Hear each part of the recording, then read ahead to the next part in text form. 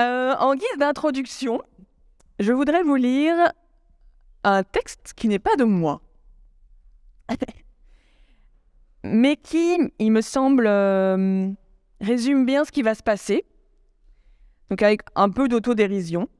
C'est un texte qui est tiré d'une nouvelle d'un écrivain hongrois qui s'appelle Kosztolányi.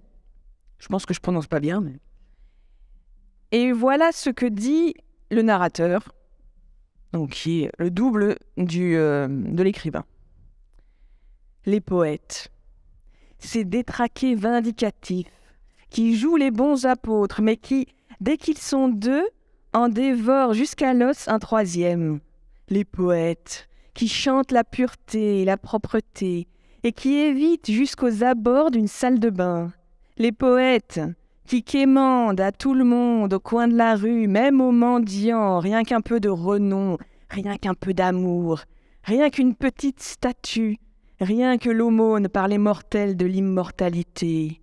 Les poètes, ces gens foutres, ces onanistes envieux et blêmes, qui vendent leur âme pour une seule rime, pour une seule épithète, qui étalent au marché leurs plus intimes secrets, qui tirent profit de la mort même de leurs parents, de leurs enfants, qui, des années plus tard, lors d'une nuit inspirée, violent leur sépulture, ouvrent leur cercueil et, avec la lanterne sourde de la vanité, cherchent à tâtons les émotions, comme les pilleurs de tombes, les dents en or et les bijoux, pour passer ensuite aux aveux en pleurnichant, ces nécrophiles, ces mères maquerelles.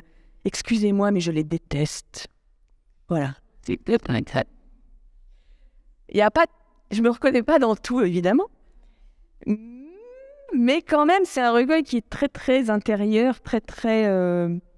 Ouais, il y a beaucoup de moi-même. Et je pense qu'au bout d'un moment, c'est un petit peu écœurant. Donc, je vous préviens. Comme ça, vous savez. Donc, c'est un recueil qui est composé de 2 grandes parties que j'ai appelées mouvements, plutôt que parties, juste pour faire snob. Et... Non, c'est mieux. Mouvement, quoi. Et... c'est 2 temps différents. Le premier, c'est vraiment, je l'ai appelé la dévoration. Donc, c'est vraiment quelque chose où on est pris. Donc, il va être pas mal question d'amour. Je suis désolée. On est pris dans quelque chose, on le vit, on avance. C'est un peu comme si on devait rattraper un train, on réfléchit pas trop pourquoi on court. Et le deuxième mouvement, alors, est plus réflexif. Là, ce sera plus un retour en arrière, essayer de comprendre ce qui s'est passé, etc. Donc, on va commencer par la dévoration. On va commencer fort. Mais finalement, même dans le premier, pour moi, la poésie, c'est quand même un outil d'exploration. Donc, même dans ce premier mouvement, il y a quand même une tentative de comprendre, quoi. Et donc, le recueil s'ouvre avec un texte qui s'appelle « La bascule ». 1. Pas tout à fait un cœur, ou parce qu'un cœur a un corps à prendre. Le prochain amour se prépare comme un tremblement, et comme un tremblement de terre, il viendra, il sera trop tard. Je prépare pour pouvoir tourner en milieu de poème. Dieu soit loué, il m'est donné d'aimer encore, de vivre à perte contre le temps, de sentir le rêve et le feu rivaliser, à qui saura ruer plus fort, entronner l'autre plus avant. L'espoir n'est plus un vain secours, et son objet approche. J'entends ses pas, mes battements. J'attends que l'amour qui assaille proclame son avènement. Et en fait, je me suis demandé ça, je me suis dit, mais en fait, dans la relation d'amour, dans l'élan vers l'autre, on ne sait pas trop ce qu'on cherche, on trouve. Et quand on a trouvé, on découvre ce qu'on a trouvé. Et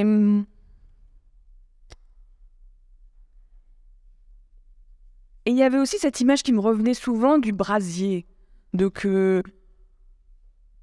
Enfin, je vais d'abord lire le poème, après j'essaierai d'en parler. Le pas. Et les sentimentales qui haïssent la morsure du regret, la mer inachevée, après un temps à se triturer l'âme, tirent la langue à la logique qui dit que l'on se quitte l'année se terminant. Et les sentimentales, sans trop savoir si elles veulent vraiment, se risquent nues. Et la moustache noire, les joues café au lait qui rosissaient, accueillent l'offrande avec surprise et ravissement. Et ensemble, épaule contre épaule, ils s'avancent, résolus, et se donnent au brasier. Et là, en fait, je pensais que voilà, la dévoration du titre, c'est autant la dévoration mutuelle, l'un par l'autre, que d'être dévoré par une force qui nous dépasse. Et j'aimais cette idée du brasier parce que j'aimais cette idée d'acceptation de la souffrance à venir, quoi. Que accepter d'aimer, bon, disons que le sentiment est là, il plane, etc., et on attrape. Et accepter d'aimer, c'est accepter de s'exposer à tous les affres qui vont sans doute suivre, quoi. Et donc c'est pour ça que j'aimais bien cette offrande de soi-même, non seulement à l'autre, mais des deux à quelque chose de plus grand encore. Et alors, face à tout cela, face à cette sorte de distorsion folle qu'est l'amour, eh bien, il faut tout de même retourner à cette petite dimension oppressante qui s'appelle le quotidien et qui s'appelle le travail alimentaire. Et voici une petite chose. Et traversé ainsi, ballonné de tendresse, aiguisé de l'envie de lui, sous les regards de vache, sur les regards de hyène, le marais de promiscuité que l'on nomme travail, et le cœur débordant, n'ont rien laissé paraître. Et alors une autre chose importante que j'ai essayé d'attraper, que je ne sais pas très bien si j'ai réussi à pin down, c'est que donc on découvre l'autre, et en découvrant l'autre, et en essayant de... Enfin, parfois on a des flashs comme ça, on se dit oh mon Dieu, il me rappelle quand même vachement mon père. Hein. Et donc on se découvre un peu, on apprend à comprendre des choses qui nous paraissaient totalement inintéressantes et bénignes. Et c'est pour ça, bon, c'est pas pour ça, mais j'ai écrit ce texte qui m'a aidé à décanter cette espèce de connaissance-là. Ça s'appelle « Septième sens ». Il a cela. Il ne se laisse pas distraire ou effrayer par l'outrance et la peine. À travers leur vapeur corrosive d'instinct, il entend le propos. Alors, je lui raconte, sans rien omettre, nos luttes en famille de dragons encagés, l'hypertrophie de nos affects, et ses récits à lui de farces entre frères, cousins, voisins, de pertes absurdes, me rappellent les histoires du père, leur toile de fond le plus, les cercles concentriques d'une autre société où deux mâchoires, brutalité, candeur, s'enchassent. Et peut-être ce sens qu'il a de la douleur et de l'excès m'est un foyer auquel j'avais cru renoncer.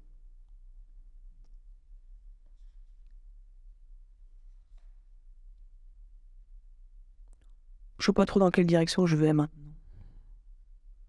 Bon, après, il y en a qui sont moins... C'est pas tous... Wouh. Enfin, remarque, c'est pas tous wouh non plus. Donc l'amour, cette grande chose qui nous sape nos fondations, n'est-ce pas? Qui nous fait passer d'un extrême à l'autre. Et ceci, que je les hais, ces éclatements, la fureur qui les accompagne, que je hais quand les sacrifices, pour n'avoir pas été salués, reviennent hurler vengeance, quand l'arbitraire de notre union nous assaille soudain, que je hais quand l'offense, chassant l'adoration, lui reprend sa ferveur.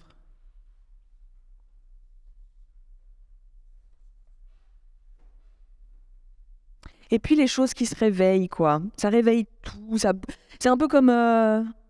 Oui, c'est ça, hein, j'utilise la formule du tremblement de terre, mais ça fait tout bouger, et du coup, il y avait des choses qui étaient tranquillement enterrées, qui tout d'un coup, hop, remontent à la surface.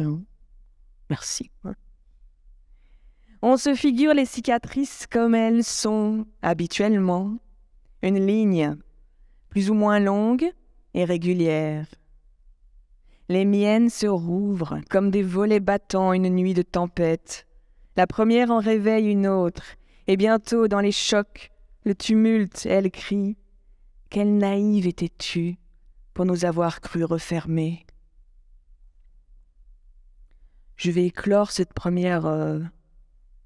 dévoration par un texte un peu plus apaisé, enfin je crois, avec lui. Je peux dire mes douleurs et mes détestations, porter la douleur au dehors. Ah, j'ai dit je peux dire mes douleurs, c'est je peux dire mes terreurs. Bah merci. Je recommence. Avec lui.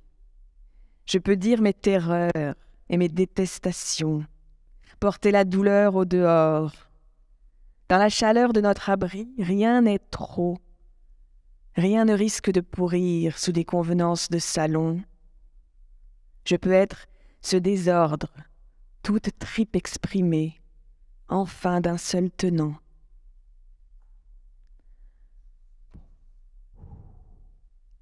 Alors, le feu retombe un petit peu quand même.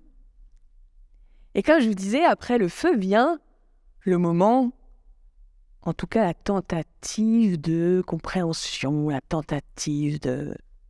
Mais pour pouvoir comprendre, il faut d'abord se reposer, pour avoir la force d'affronter ce qui s'est passé, ce qui se passe, et de se dire, ok, de quoi il retourne. On a besoin de se ressourcer. Et c'est pour ça qu'entre les deux grandes parties, dans ce recueil, il y a un intermède. Et cet intermède, il fait un peu le lien avec mon premier recueil qui était vraiment quasiment entièrement de l'ailleurs. Donc dans le fil des traversées, c'était 3 années que j'avais passées en Lituanie et en Estonie. Et autant en Estonie, j'ai aimé, n'est-ce pas? Ça s'est mal terminé. Et donc c'est un pays perdu dans lequel je ne retournerai plus, je n'ai aucune envie d'y retourner. À la différence de la Lituanie, où ça a été le pays des amitiés féminines. Et donc, je continue d'y aller. Et non seulement je continue d'y aller, mais ça continue de me nourrir. Et c'est un pays qui continue d'évoluer en moi. Et donc, c'est surtout une ville, sa capitale, Vilnius, qui est... c'est débile de dire « Ah, c'est magnifique !»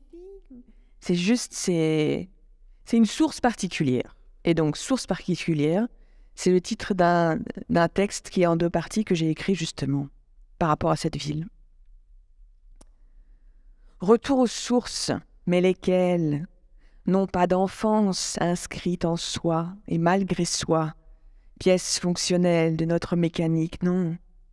Source des liens noués, du choix ou du hasard scellé, source nouvelle qui résonne, de l'étrangère qui se sait telle, un pied dehors et un pied dans la confidence. Et le 2, un porche qui perdure avec l'obscurité vers une cour intérieure. Quand tu l'atteins, retour au ciel, 2 étages, briques noircies du bâtiment autour. Les pieds dans les gravats, du dehors au dedans, un escalier en bois montait, plus que 3 marches, l'effet d'un piano aux touches enfoncées. C'est ça que tu reviens chercher, cette rosée du temps là-bas qui ne s'est pas évaporée. Et pour continuer dans le même registre, j'ai créé un texte qui s'appelle « Éclipse de combat ». Vilnius est cette lune qui m'épargne les raies de feu contre lesquels les jours mesquins, au détriment de tout, je lutte. Chaque année, quelques jours, je me place sous sa protection. Dans l'ombre qu'elle projette, les lieux brûlés s'apaisent. Dans l'ombre qu'elle protège, nue, à nouveau première, ma joie peut reverdir.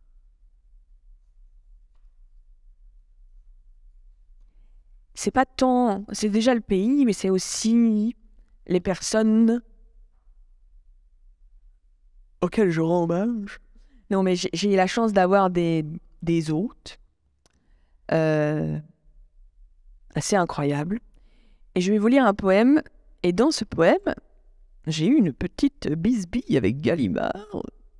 Parce que j'avais écrit toutes mes hôtes ici. Je vais vous le lire après. Hein. Mais toutes donc féminin pluriel et hôtes. Je dis, hôte, ça peut être... Ah, il dit, non, il faut que ça soit toutes mes hôtesses.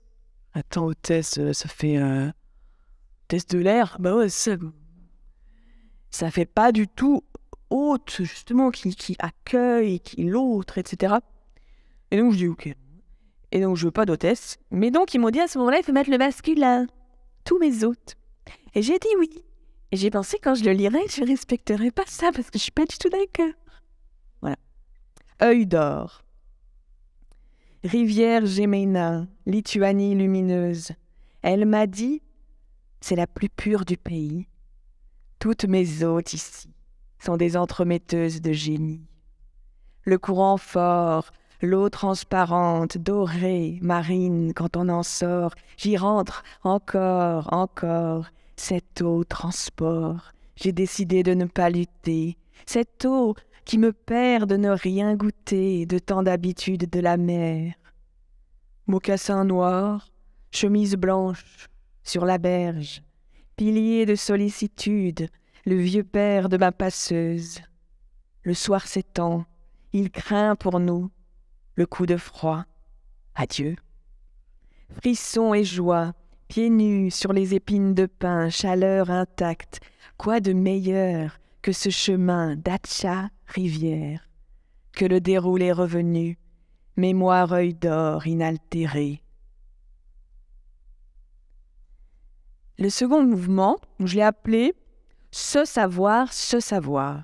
Le premier « se » s'écrit « C-E » et le deuxième « se » s'écrit « S-E ». Encore une fois, j'ai fait ma maline.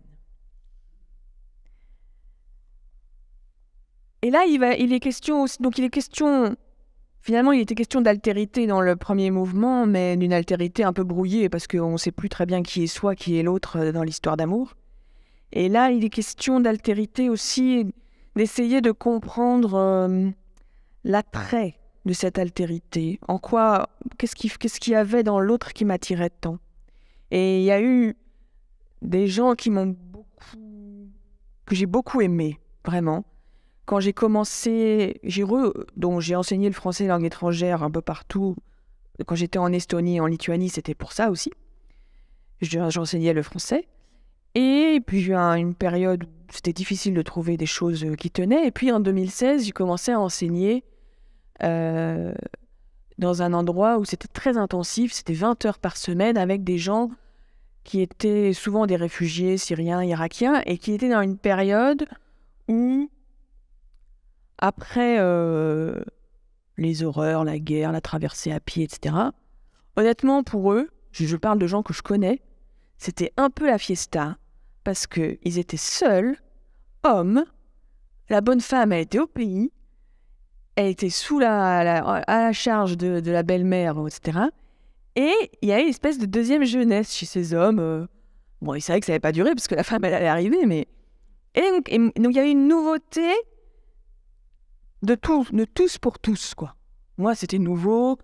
Eux aussi. On découvrait finalement Bruxelles ensemble. Enfin, c'est quelque chose d'assez plaisant. Et alors, j'ai écrit... Je savais qu'il fallait que j'écrive là-dessus, mais je n'arrivais pas. C'était... Et puis, bon, j'ai gratté, puis j'ai réussi à trouver quelque chose. Ça s'appelle « De toutes parts ». Et il y a un prologue. Je n'arrive plus à y revenir. Le gaz moutarde des heures communes me paralyse la mémoire. Je n'arrive plus. Je dois pourtant remonter le courant, passer l'éloignement. Elle est là. Je le sais. Ma joie de les trouver tout au début, puis de les retrouver 3 mois chaque matin avant l'orage qui a tout emporté.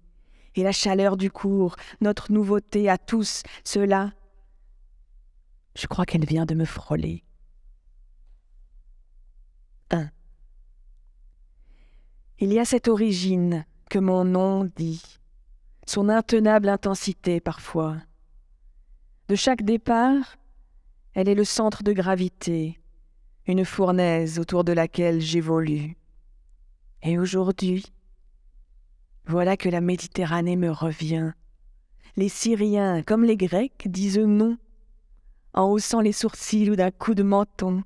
C'est doux, je ne les connais pas, ils me sont déjà familiers, ne veulent rien me remontrer.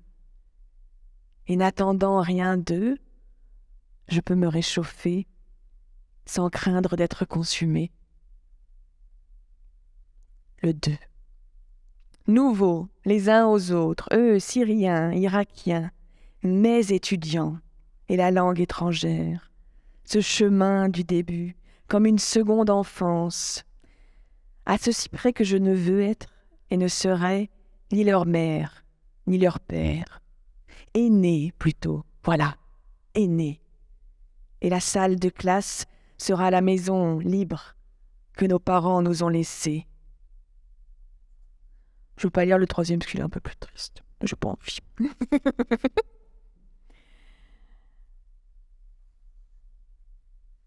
Et tout à l'heure, donc j'ai parlé un peu de l'Estonie et sur le fait que j'avais tiré un trait sur ce pays. En fait, ce recueil, il a été écrit il y a déjà un peu longtemps, en fait, 2018, 2019, 2020. Donc je l'ai terminé quand, finalement, voilà, la pandémie a commencé, etc. Et le silence s'est abattu sur Bruxelles. Et à partir de mai, plutôt avril 2020, j'ai commencé à rêver de l'Estonie. La nuit, ça me revenait, j'avais des images de ça. Et je crois qu'en fait, ce qui s'est passé, c'est... Et j'en avais pas rêvé avant, pendant des années. Ce qui s'est passé, c'est que cet affreux silence m'a rappelé totalement l'affreux silence qui règne en permanence en Estonie, qui est tout à fait chose normale là-bas. Et donc j'avais des vidéos et je me suis dit, bon, allez, il faut que j'en fasse quelque chose, quoi. Et donc j'ai écrit ce texte qui s'appelle Versant. Il m'a fallu atteindre l'âge adulte pour pénétrer les contes. Dans les bois d'Estonie, j'ai compris. Jusque-là, je n'avais connu que du bosquet domestiqué. Protégé de l'intervention humaine, la plus noire forêt de ma vie décomposée. Tronc retourné dans l'eau stagnante, racines à ciel ouvert, labeur d'insectes, dents et or des cadavres. À la traîne, dans cette vision d'après-fin, j'étais poussette, tous appuis éclatés. 2. Ça, c'est un lieu dont je rêvais en permanence.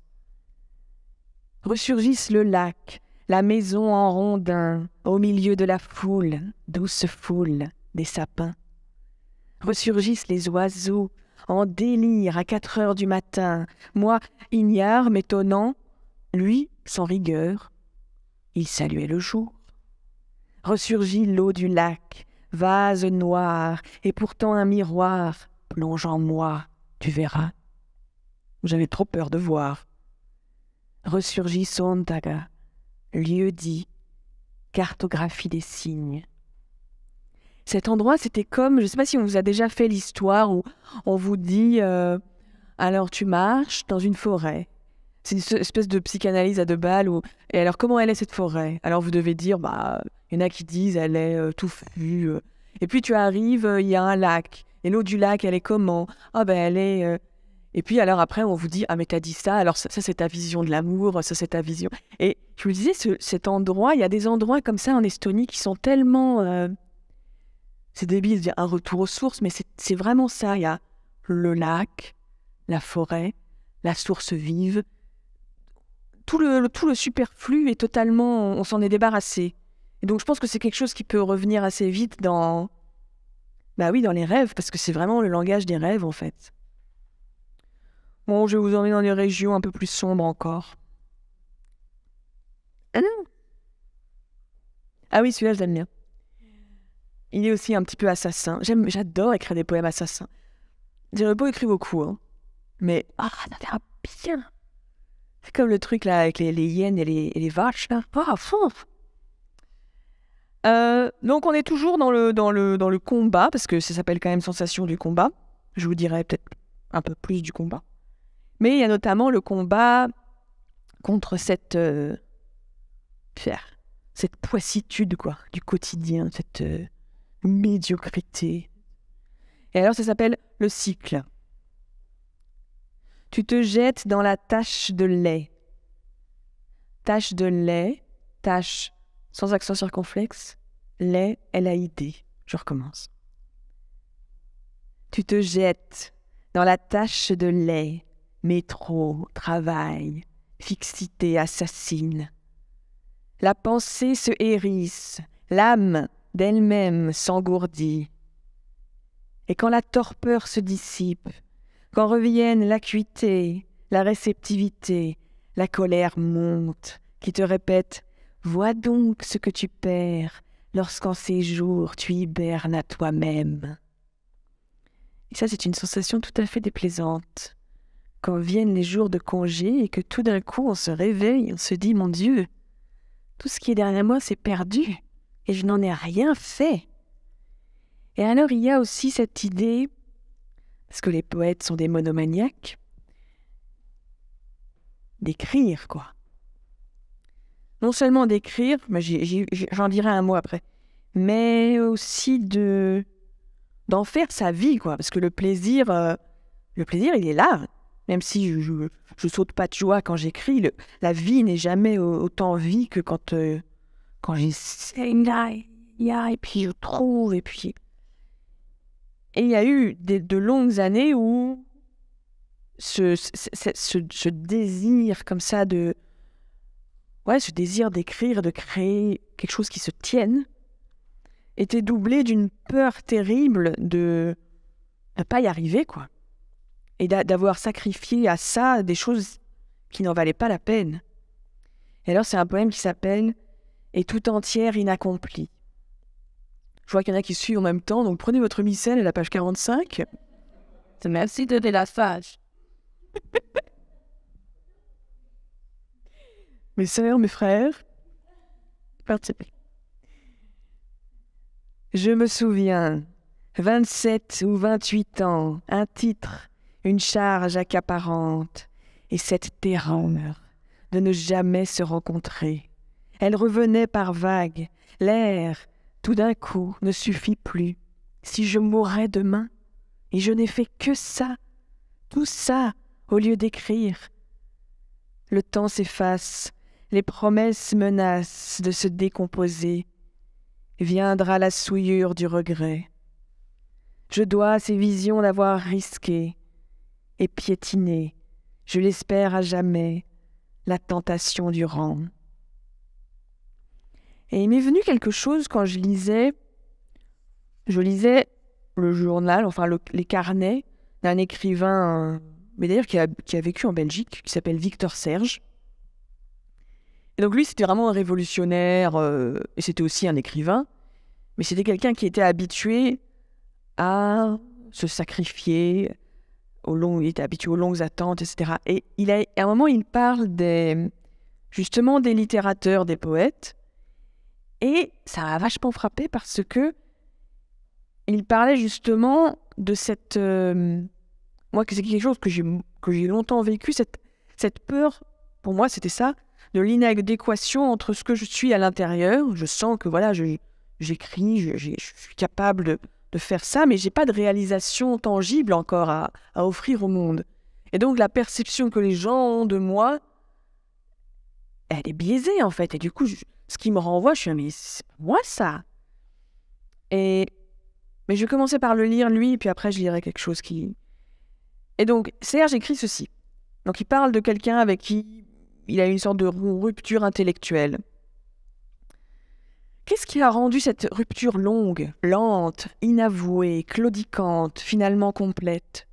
C'est un névrosé, une nature de poète, rilkienne, capable de grands gestes et plus encore de belles attitudes écrites, incapable des longues attentes, des captivités, des résignations à l'impopularité, à la gêne matérielle, à l'isolement que les révolutionnaires doivent savoir supporter. Ces littérateurs ont besoin d'un minimum d'approbation publique, de contact avec la société riche, cultivée, de succès extérieur, pour acquérir devant eux-mêmes une certaine consistance. Il faut qu'un courant les porte. Ils sont davantage des figures sociales que des personnalités. Ils n'existent qu'en fonction d'une résonance. Et quand j'ai lu ça, j'ai dit « Oh, le salaud, il a bien vu, quoi !» Et ça voilà, cette inadéquation, cette peur de... Enfin, comme j'écrivais dans Les Tout Entières et d'Accompli, de ne jamais se rencontrer. De dire, mais c'est quand... C'était très fort quand j'étais justement dans ces pays baltes, parce que j'étais surtout, voilà, une prof à l'université, blablabla. Et si ça peut donner un peu de courage à des artistes voilà, qui sont encore au début du chemin, j'ai écrit, donc c'est un texte en plusieurs parties, je vais peut-être en lire qu'une, qui s'appelle justement Tartu, Estonie. Tartu, c'était la ville où j'habitais. Vivre dans ce gros bourg, y être artiste secrètement, artiste en devenir, mais trop heureuse, ou bien trop humble, ou bien trop fière pour oser le clamer, et parce que tant de labels, déjà, te sont accolés. En vérité, que tu l'affirmes ou non, pour qui tu côtoyais, aucune différence. La seule différence est pour soi.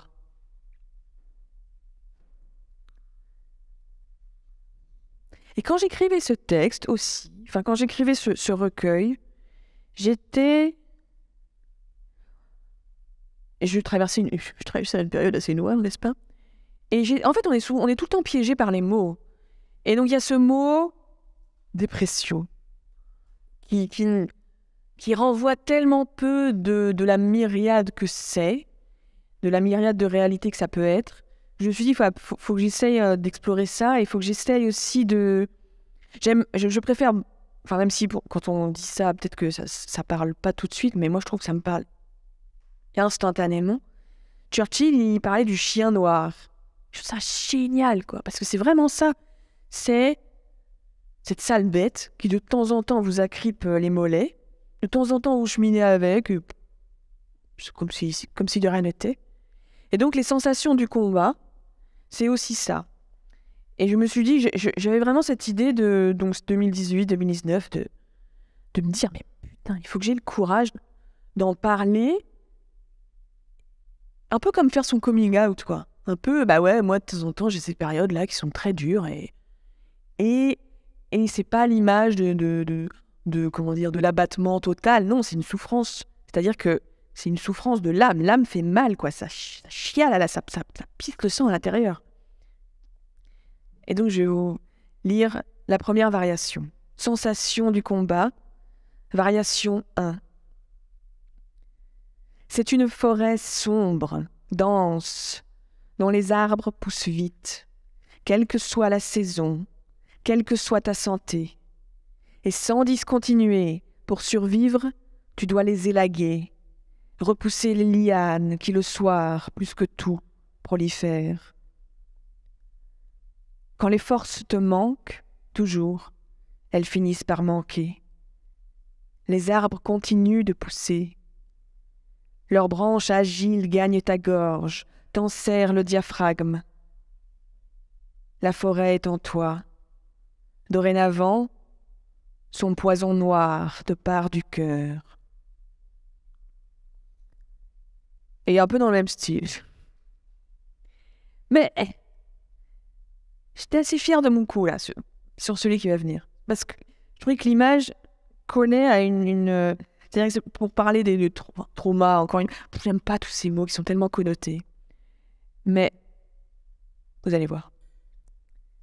Certaines expériences viennent se loger en nous comme une balle à bout portant, à laquelle on survit. Nul ne peut l'extirper sans détruire ce qui la contient. Matière de dégoût, menace, elle demeure. Et ainsi nous vivons, criblés de corps intrus, arrêtés quelque part. Je ne suis absolument pas le plan que je m'étais fait. Vous voyez, petit post-it avec des numéros. Mais j'ai dit qu'il fallait revenir sur... Je ne sais pas si je reviens tant que ça sur... Je reviens sur... Disons que l'histoire d'amour est beaucoup moins présente, enfin, en tout cas, le mouvement amoureux est beaucoup moins présent dans cette deuxième partie. Mais il y a toujours... C'est-à-dire qu'avec l'amour, il y a un double risque. C'est aimer trop et se consumer. Et cesser d'aimer. La trouille existentielle. Et alors, j'ai écrit ceci. Et ça s'appelle « Le sentiment », page 59. Je ferais qu'il y ait vous savez, les filles avec les petits shorts là, qui mettent les numéros là. 59. Les imbéciles se lamentent. Que faire quand le désir s'étiole? C'est drôle. Contre cela, je nous croirais immunisés. Que le sentiment s'oblitère m'effraie bien plus. Ces éclairs d'épouvante, le néon se détraque et cesse de briller. Parfois j'oublie pourquoi je t'ai aimé. Je sais pas qui a fait ça, mais...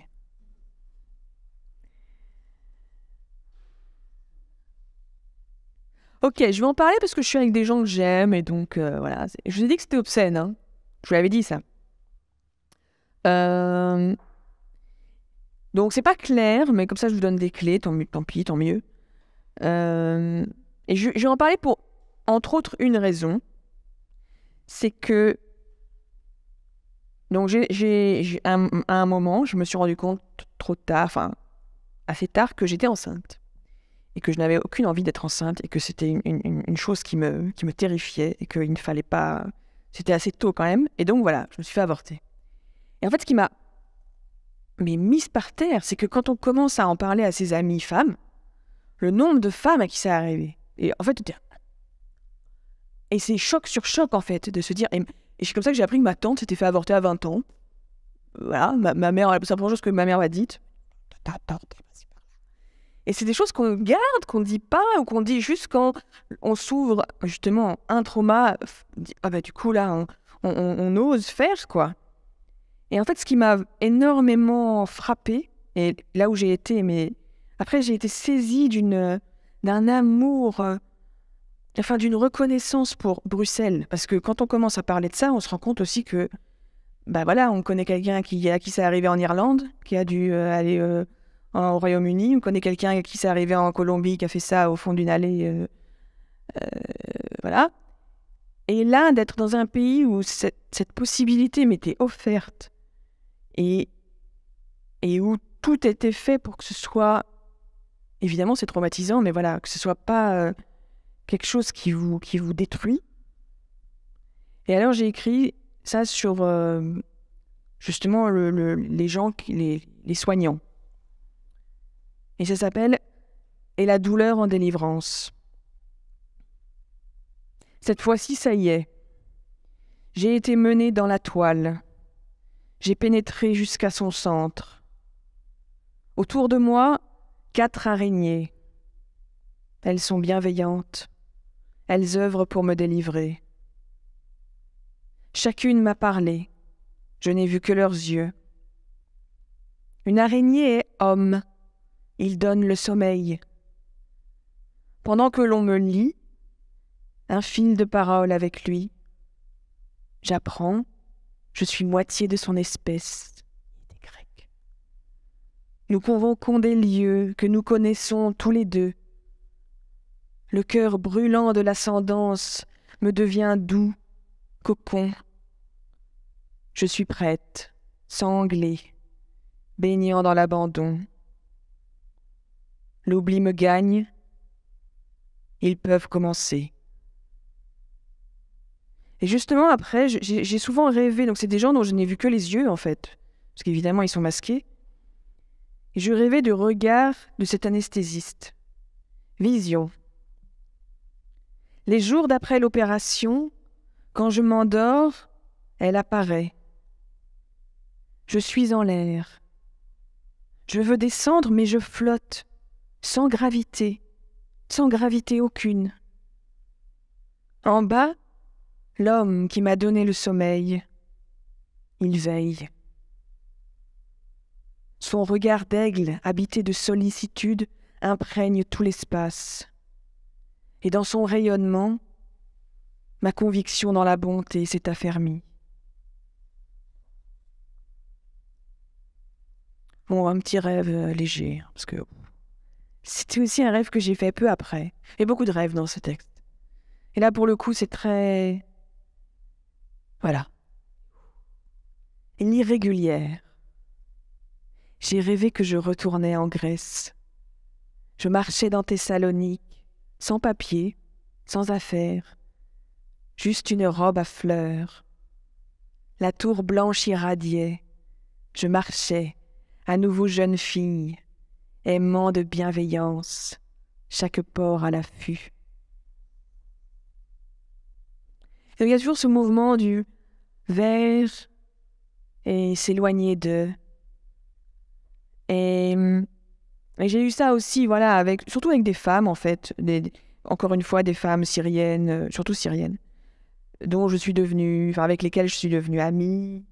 Et bon, ceux qui me connaissent savent que je marche beaucoup par,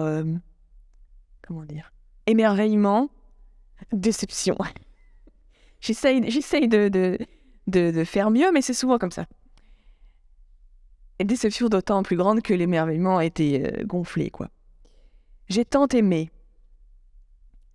Leur singularité m'a aimanté, et dans le neuf qui se donne à la connaissance, un champ de fraises à jeun. J'ai reconnu l'excès, ce trait si familier. L'étrangère est ma sœur, je lui suis étrangère, une sœur, elle l'a dit. Et le temps passe, et la proximité n'efface pas l'identité. Dans les mots, MAUX, dans mes choix, quelque chose se creuse. Je ne peux pas lui dire ça, du moins je crois, à elle non plus. Et elle, si elle le sait, elle le répétera. Mine après mine, dans le champ, les échanges se vident. L'étrangère, ma sœur, était une étrangère. Alors il y a un domaine que j'ai pas du tout abordé ici, je vais peut-être terminer avec ça. Combat, c'est aussi le combat, je crois qu'il est d'ailleurs sur la 4e de Convertus, n'est-ce pas? Le carcan des discours simplistes. Le combat contre le carcan des discours simplistes. Voilà, j'ai des origines extrêmement diverses. J'ai un nom qui a l'air totalement métèque, on peut le dire. J'en suis une, j'ai le droit.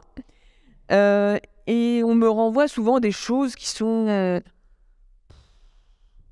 qui me fatiguent, en fait.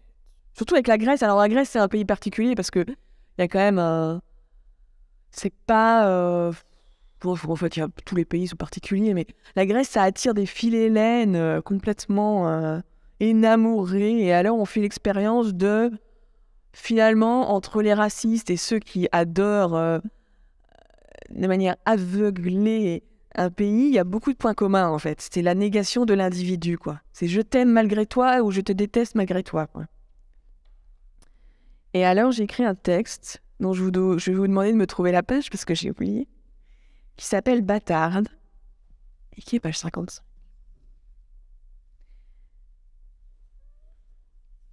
« 55. Bâtarde.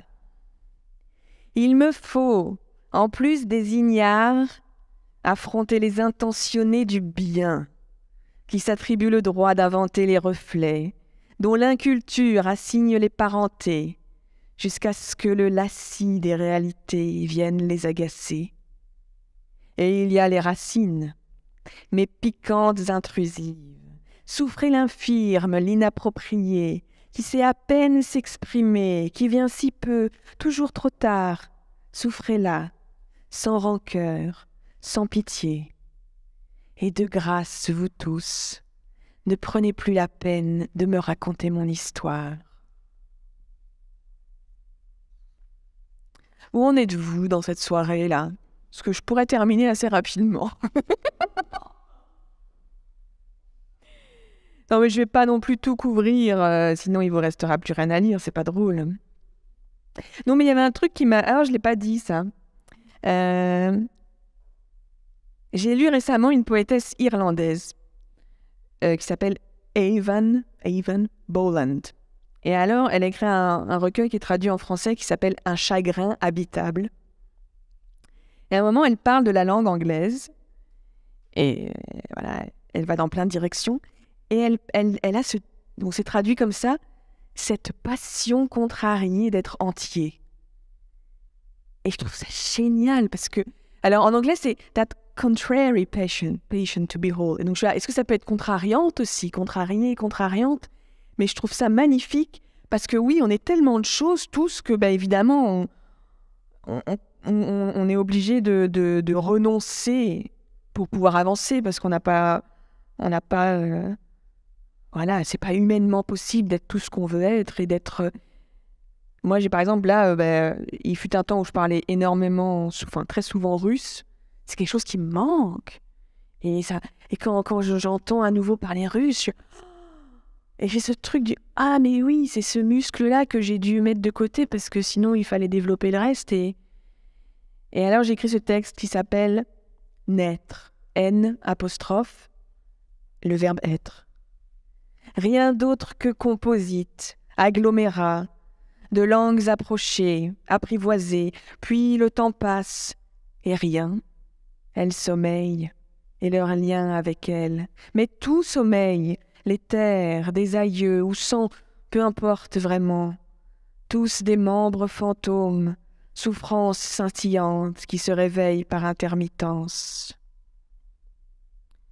Et alors, pour clore, je vais vous donner des nouvelles de l'être aimé. Et je terminerai là-dessus.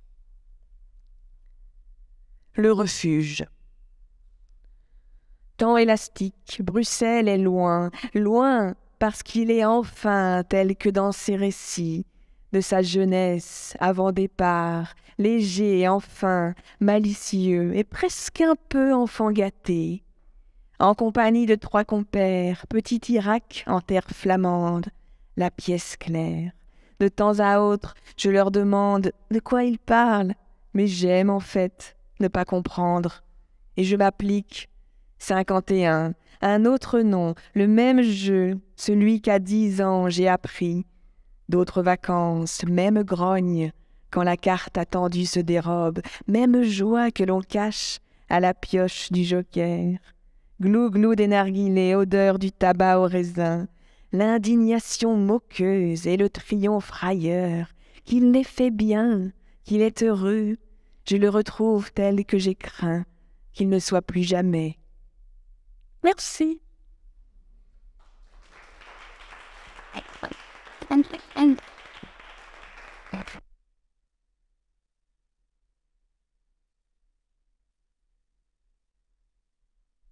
Est-ce que vous avez des questions? Non, est-ce que vous voulez discuter? Est-ce que vous voulez dire des choses? Est-ce que vous voulez... Après, je vais signer, je vais écrire des choses magnifiques, personnalisées à chacun et chacune. Voilà, donc je m'excuse, je vous avais dit que c'était obscène. Hein. Mais c'est comme si c'était pas moi. Après, je vais vous retrouver, c'est comme si je vous avais rien dit de tout ça. Non, si vous n'avez pas de questions, alors vous pouvez continuer à boire, parce que je pense qu'il en reste. Ça va être des questions un peu... So, j'écris à still go off that je préfère écrire entre 18h et 23h. Ouais. Une fois, j'ai dit... Parce que c'est vrai qu'aussi, entre 5h et 7h, et c'était drôle, parce que j'étais avec des gens qui écrivent aussi, c'était toutes des mamans, elles étaient là, « Ah, moi aussi, moi aussi !» Et après, j'ai compris qu'on s'était pas compris, c'est-à-dire que moi, c'est 17h, 19h, elles, c'était 5 à 7 avant les gosses, quand j'étais « Ah, mais mon Dieu, comment font-elles ?» Non, ouais, c'est le soir. Le matin, je suis bonne je suis bonne aux choses alimentaires, quoi. Mais... Et puis, en fait, je me rends compte, c'est vrai, j'étais là, mais pourquoi les poètes écrivent la nuit? Mais en fait, les écrivains, n'importe qui, mais ce plaisir de d'être au monde quand tout le monde dort, quoi. Et à un moment, mais quand j'écrivais ça, j'étais dans un appartement très, très... Enfin, voilà. Pas un bon appartement avec des cloisons qui étaient fines comme du papier à cigarette. Et j'avais une voisine ukrainienne complètement tarée qui m'insultait le matin quand je me réveillais à 6 heures. Et en plus, je comprenais ses insultes parce qu'elle les disait en russe. Et elle faisait ça aussi avec l'autocataire, donc c'était pas personnel. Mais j'avais ce truc, quand j'écrivais la nuit, donc le soir, donc, comme on entendait tout, je savais quand elle allait se coucher. Et c'était comme si je veillais un peu sur son sommeil, quoi. Je disais, voilà, je suis là, un peu comme les matelots qui font le quart sur les bateaux pour... Il y a ce plaisir-là, quoi, de la nuit. Je trouve que c'est difficile d'écrire quand... Voilà, quand la vie de la cité... À la campagne, c'est peut-être différent, mais en ville, quand tout bat son plein, d'avoir cet espace intérieur pour pouvoir... voilà, prendre le filet des mots et des jours, c'est plus facile le soir, quoi.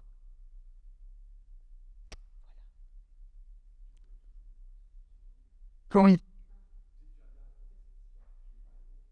Oui. J'ai toujours des post-it. J'ai des post-it et je m'insulte moi-même sur mes brouillons parfois. Je dis nul. À chier. Creuser plus.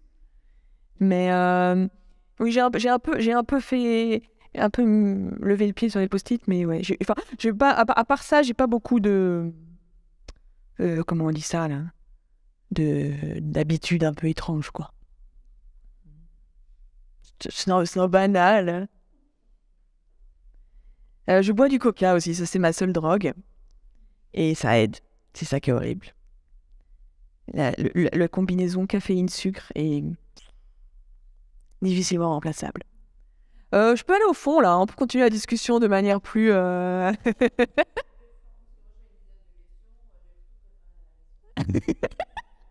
Ouais, tu peux, il n'y a pas de problème. Eh ben alors, je pense alors on va faire... Ah ben non, ils sont tous partis. Merci. Maison de la